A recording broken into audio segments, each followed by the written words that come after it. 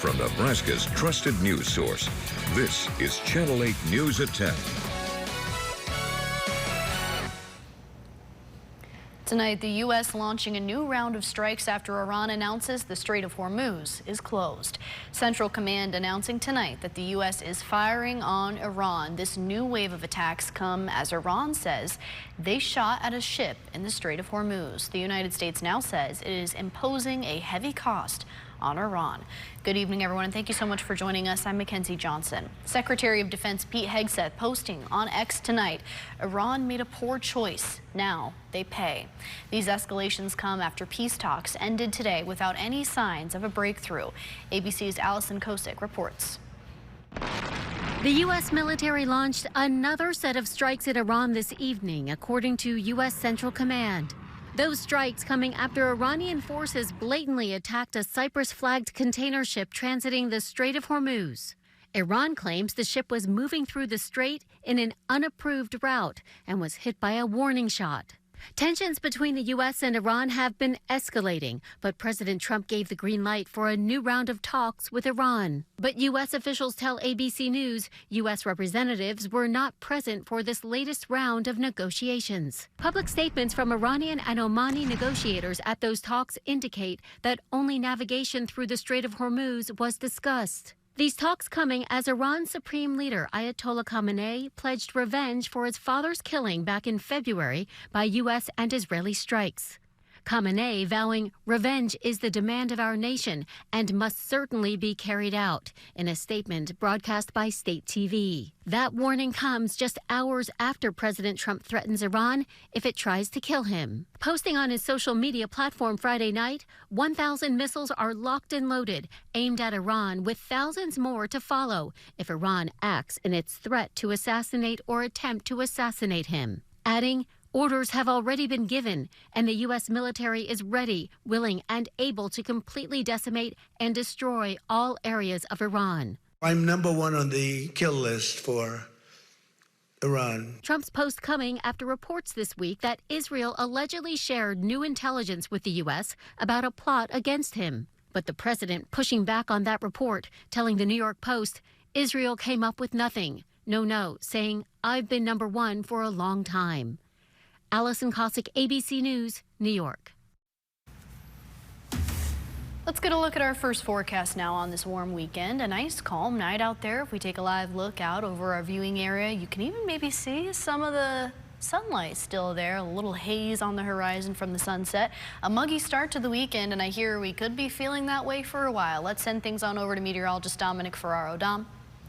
Hey, good evening, Mackenzie. Certainly a warm one out there, and you're right, we're going to be dealing with the heat and humidity for some time. Wanted to start out first, though, with your high temperatures from the day into the upper 80s for most of us, even the lower 90s here in the capital city, and then you work your way out towards the west. 94 in Ogallala, 101 today in Chadron, and they'll have a shot at the triple digits once again on Sunday. Now, as we take a look outside here quick over the capital city on your Berry Law camera, temperatures right now in the upper 70s, though it feels like the lower 80s with dew points there in the low 70s, winds on the lighter side as well. So if you are going for any late night Saturday plans here, it's going to be a little on the warmer side and a little on the muggy side. Temperatures for most of us across the state in the 70s, and dew points also in the 70s for some of us, but the majority of us here hanging around in the upper 60s. Now, this is a very clear satellite here. In fact, if you pause for a moment, you might even think it's frozen, but I promise you, just clear skies here. Looking ahead then to your Sunday forecast, getting started out in the low 70s at 8 o'clock, and then into the upper 80s quickly there as we head towards the afternoon, ultimately looking at low the 90s then for your highs tomorrow, and we're only going up as we head into the work week, and we'll likely see a few more higher heat index values closer to the triple digits as well. More details on that forecast coming up in a few minutes. All right, sounds good. Thank you so much, Tom. Well, a big opportunity for some Husker baseball players. 2 Nebraska athletes are officially going pro. It's a draft day that Husker fans won't forget. Channel 8's Jake Coleman joins us live now for a look at who's heading to the MLB. Jake? Yeah, hey, Mackenzie, this weekend is really what all young baseball players dream of, right? The MLB draft, and where those dreams turn into reality. A couple of Huskers living out that dream today. First pitcher Ty Horn was the first Husker off the board, going 3rd round, 94th overall to the Cincinnati Reds. He finished his Nebraska career in 3 seasons, 182 strikeouts, 189 innings pitched, and a career ERA of 4.65. Then just 4 picks later, another Nebraska kid hearing their name called. Carson Yassa, the 6'7" ace this past year for the Cornhuskers, got selected 3rd round, 98th overall to the Chicago Cubs. Yassa was one of the best pitchers for Nebraska this season, and now will be playing in one of baseball's all-time stadiums, Wrigley Field. So shout out to both Carson and Ty for making it pro and also making Husker Nation proud. Now the rest of the draft, which will be rounds 5 through 20, is set for tomorrow, so only time will tell if a few more Huskers hear their name called this weekend. For now, I'm going to send it back over to you. All right, thank you so much, Jake. Right now, a historic housing bill is officially law, and it's passed without the president's signature. President Trump frustrated with the Senate and their inaction with the Save America Act. Congressman Mike Flood, one of the authors of the bill, says he's thrilled that it's now law. He's sharing this statement behind me here saying, quote, "While the journey was long and at times delicate, we arrived at the right outcome with a meaningful bipartisan housing bill that slashes red tape, lowers housing costs, and helps put the American dream of homeownership within reach for more hardworking families." Now here in Lincoln, NeighborWorks Lincoln also sharing their excitement for the bill. The CEO of the nonprofit, Charlie Wesh, saying, quote, "As we celebrate this historic accomplishment, we acknowledge the work is far from done. This bill largely addresses supply and more efficiently built homes. The next step is increasing resources to support the ever-growing need for housing opportunities for low to moderate income households." New details now. The Lancaster County Sheriff's Office is warning about a phone scam. They say lately, Nebraskans have been getting calls claiming they've missed jury duty or a court appearance and demanding some form of payment. Now, this kind of scam, as you know, has been around for a while, but the Sheriff's Office says it's ramping back up again, and they're hoping to spread the word before anyone falls victim. LSO says law enforcement will never call you demanding money or ask for any of your personal banking information. If you get one of these calls, hang up and submit a report. Also new details tonight, the Merritt County Sheriff's Office sharing these pictures of a 2-vehicle crash on Highway 30 near 26th Road. They say a Buick was traveling westbound when they crossed over the center line and hit a tractor trailer that was traveling eastbound. The driver is now being treated at Merrick Medical Center for their injuries. The driver of the tractor trailer is uninjured. No alcohol or drugs are suspected to be a factor. Only on 8, one local fire district is serving up pancakes for a purpose. Firth Rural Fire and Rescue hosting a pancake feed today to raise money for equipment and day-to-day operations. Dozens of local businesses and neighbors donating both their time and money to help keep the doors open for first responders. Channel 8's Emma Norwood was there today speaking with the chief about how vital these fundraisers are. The sweet smell of pancakes filling Firth Rural Fire and Rescue's Panama station today, but the real goal isn't breakfast. It's making sure the department has all the resources to answer the next call. Our goal is to keep our taxes within reason, but it's a constant rise, so community support is what we need. According to Chief Doug Duskett, volunteer rural fire departments are facing incredibly hard times, from a shortage in volunteers to a lack in funding. So now they're asking for a little help. It's a constant struggle to come up with the things we need. Everything costs, everyone knows, so much more than it used to cost. Volunteers, we never have enough volunteers. In fact, we're struggling again to make sure we have someone to respond every time. Firth Rural Fire and Rescue serves both the communities of Panama and Firth, stretching their department even further when it comes to keeping everyone safe. That's why they're turning their annual pancake feed into a community-wide effort. Through local fundraising, that support goes a long way to bridge some of the gaps. We had over 60 businesses that donated all sorts of products. It was great to have this support. We had people from as far away as Kansas City supported us with products to sell. So we had great support. We had great community support purchasing the products. The money they're raising goes toward helping the station buy new rescue equipment. And for Chief Duskett, seeing so many people step up is a reminder that the community knows what's at stake. Without the support, our taxes are already too high. They'd be incredible if we had to tax for all that. Reporting in Panama, Emma Norwood, Channel 8 News. All right, thank you, Emma. Developing now, it's a weekend all about music lovers. It's day 2 of Zoo Fest, an annual event that hundreds look forward to right here in Lincoln. And right now, local bands are playing live music downtown in front of a big crowd. Take a look here. Citizen journalist Tanya giving us a glimpse of the stage and performances on our Now Local News app. The event starting back up this afternoon. 6 bands on the schedule for tonight. Let us know if you're going out to listen to any of the concerts by scanning the QR code there on your screen and sending in a video to our Now Local News app. New at 10, the People's City Mission is asking you to give the gift of a good night's rest. They say their men's and women's shelters are in need of bed sheets. The City Mission can house hundreds of people at a time, and their men's shelter especially is usually close to capacity. In this past year, they've served more people than ever before, and they say a new set of sheets can help their guests get rest. Well, stay with us. We have a lot more coming up after the break, including produce parasites, the stomach bug surging across the country, and how Nebraskans can keep themselves and their kids safe. Stick with us. And Mother Nature is showing no plans of turning those temperatures down anytime soon. Heat and humidity headline the forecast for next week. More details coming up here after the break.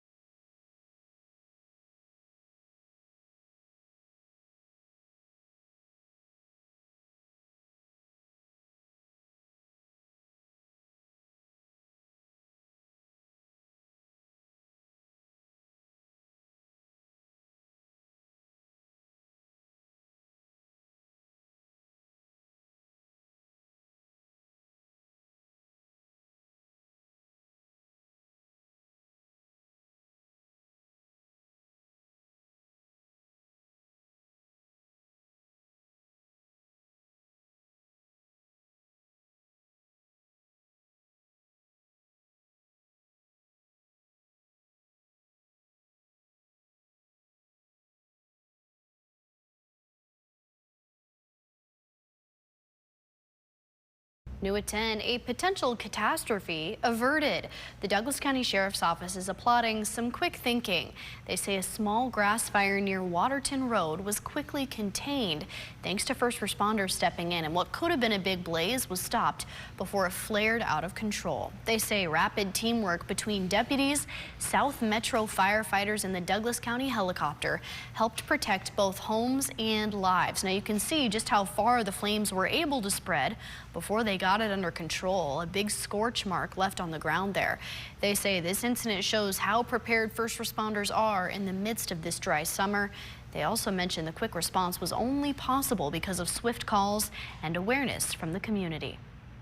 New tonight, Eagle Fire and Rescue sharing a major milestone. Take a look here. They shared these photos of the progress On a new fire station in town, you can see crews working on the steel structure.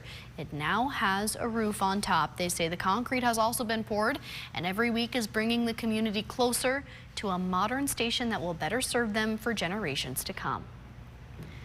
And the Ceresco Fire Department sharing some photos from Officer Ross Bartlett's memorial water fights today. The friendly competition kicking off bright and early, 8 a.m. this morning. The top 3 winners taking home cash prizes. Garland securing first and second place. Ceresco coming in third. Looks like they had a blast there, but they also managed to do another thing. This is also meant to keep Officer Ross Bartlett's memory alive.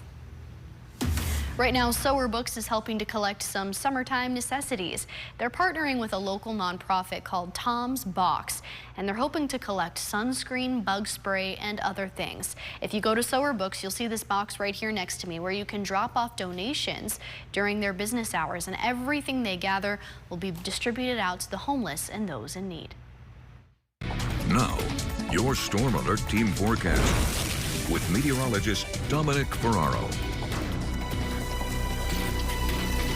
Well, we saw plenty of sunshine here to start off the weekend, and that is going to continue here as we head into your Sunday and really for the next couple of days into the start of next week. High pressure mainstay here in the Central Plains, and that's helping keep those skies clear outside of maybe a few fair weather clouds during the afternoon. Now, we're going to stick with those warmer temperatures as well, and in fact, we're going to be either at or above average as we go through the next week ahead, which is pushing those temperatures in the mid to upper 90s by Thursday and into Friday, and precipitation chances also going to remain slim. Some of that's the upper air pattern. Other parts of that is that high pressure we just mentioned. It's not usually favorable for getting those storms going. And we're entering what is statistically our warmest time of the year that begins today and extends then until July 27th, where your average high temperature here in Lincoln is 90 degrees. That's the warmest it is throughout the entire calendar year. And during this time period is also our warmest temperature on record. July 25th of 1936, your high in Lincoln, 115 degrees. So I think it's warm now. Just imagine how warm it was back then. And, you know, on top of that, we're also monitoring the potential for some dangerous heat here through the next week as well. Starting out here mainly for the Panhandle, where we do have a heat advisory in place. This until early Wednesday morning. And a few of these counties here in the Panhandle kind of a part of then a bigger complex of extreme heat across the United States, spanning then from portions of Utah here in pink. This is your extreme heat warning. So usually your heat index values up to 110 degrees. That extends all the way through Wyoming into portions of Montana, North Dakota, Minnesota there, and even closer to portions of the Canadian border there. So, I mean, it's an expansive area of hot and humid conditions, and we'll get a taste of some of that then as we head towards the end of the upcoming week. Quick look outside now in Beatrice, your Shones roofing camera, South 6 and Perkins Street. Quiet night out there. Temperatures in Beatrice in the upper 70s and upper 60s then for Broken Bow.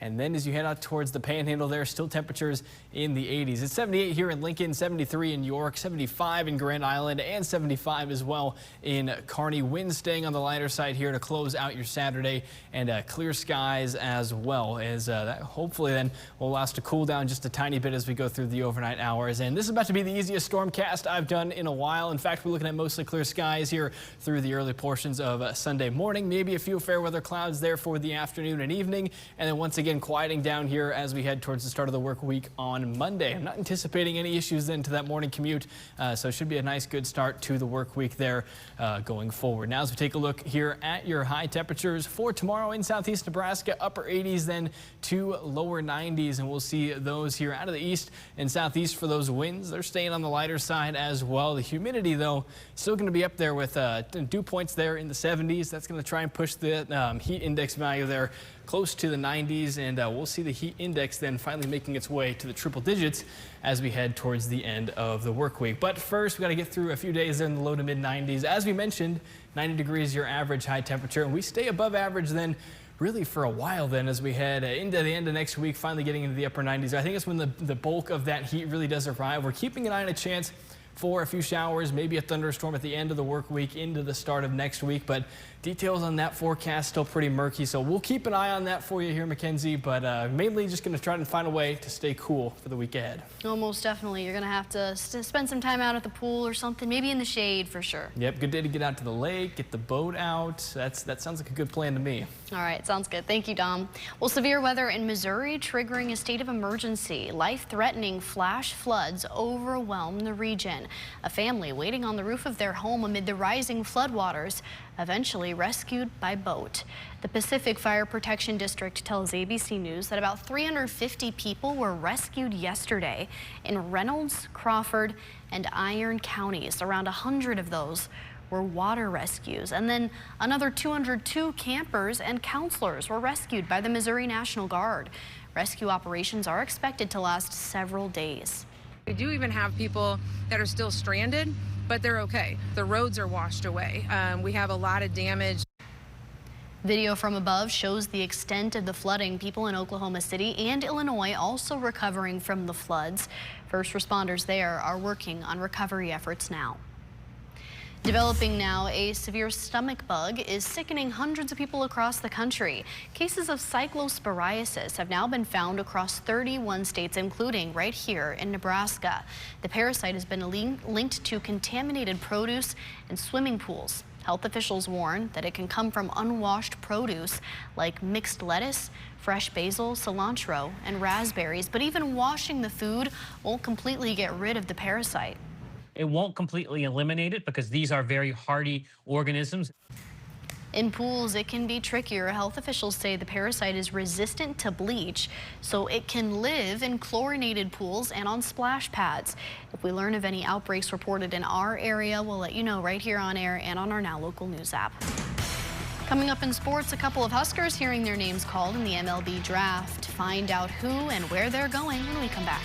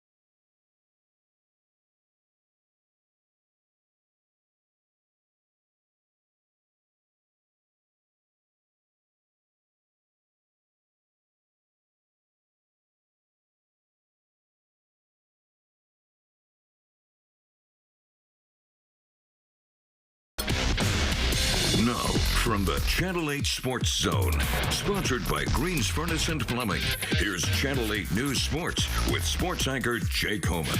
The Channel 8 News Sports Zone.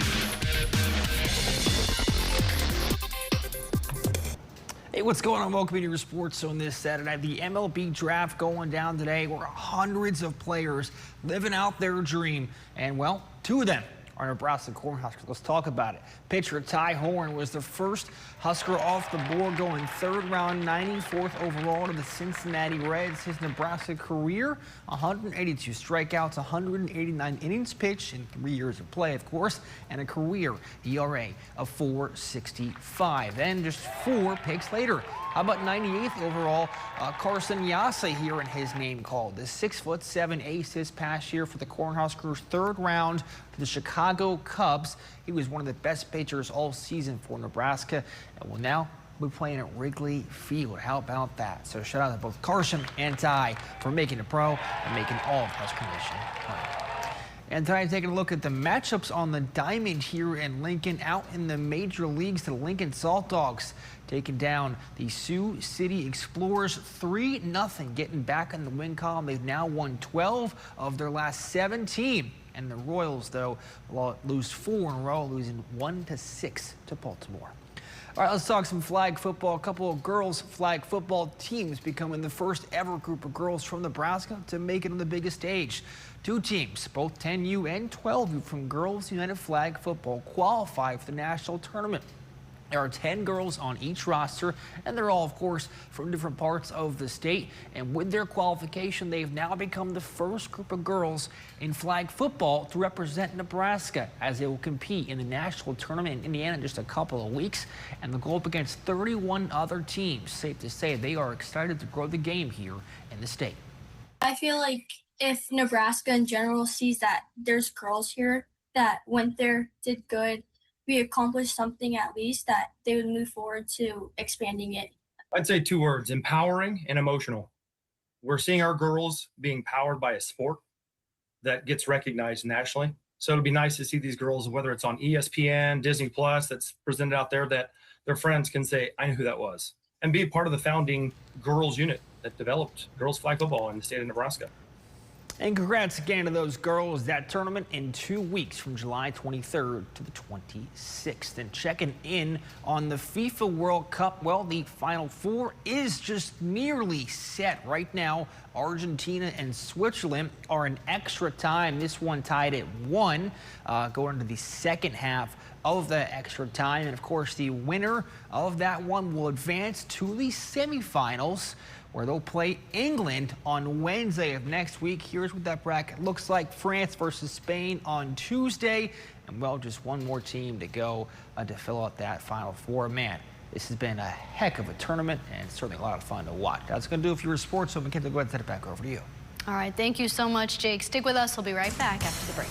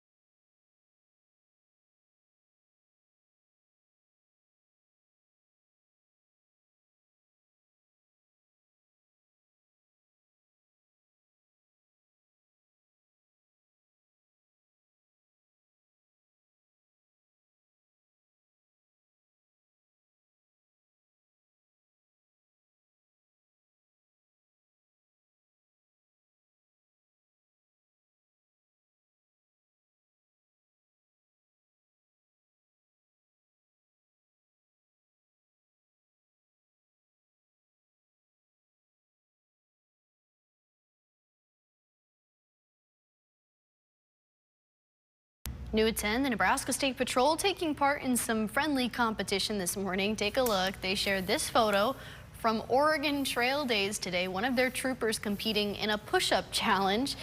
And the competition looks pretty intense there. They're looking each other right in the eye.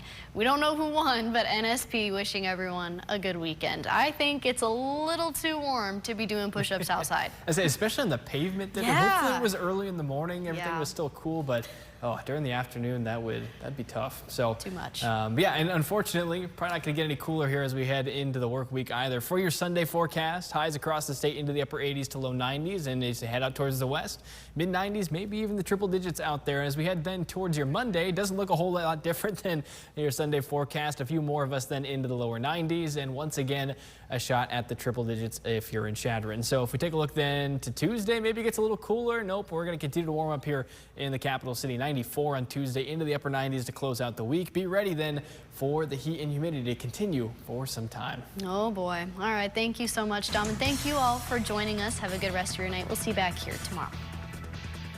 Plan your next game night out or celebrate any milestone with us, because happy hour is even happier when you're winning.